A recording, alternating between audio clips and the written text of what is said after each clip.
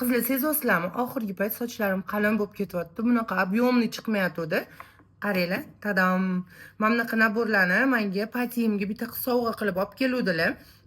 Profillariga yozib so'rab, qanaqa ishlatilinishini tushunganimdan keyin ishlatib ko'rib, effektini ko'rganim uchun bugun yana zakaz qildim. Chunki sprey почти tugab qoldi. Vannada turibdi. Men bitta rasmini qo'yib qo'yaman. Menga bu sprey yoqqan tarafi 1 yoshda ishlatsanglar bo'ladi. Xadichani ham sochini ko'pchilik so'rayapti. Qanaqa birdaniga o'sib ketdi. Yaqinda zakovka ham ushamas edi, u yoq bu yoq deb.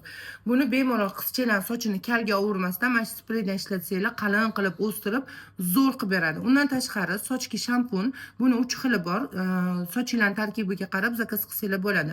O'zini balzam keratini va qoshga kiprigi mana shunaqa o'stiradigan maslalar. Qoshingizga to'kilayotgan bo'lsa, bemalol ishlatsanglar bo'ladi. Kipriknikini 16 yoshdan boshlab bir haftada bir marta ishlatasizlar.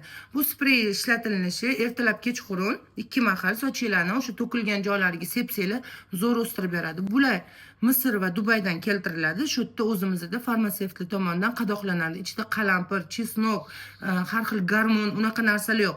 Bu nabor 350 ming so'm. Agar sprey o'zini olmoqchi bo'lsanglar, 70 ming so'mga zakaz qilsanglar bo'ladi. Xullas qizlar, sochinglar to'kilyaptimi, eringlar soqoli o'smayaptimi, eringlarning sochi to'kilyaptimi, bemalol shu naborni yoki sprey zakaz qilib, xullas profillarda o'ziflari ham bor. Kirib, podpiska bo'lib zakaz qilinglar.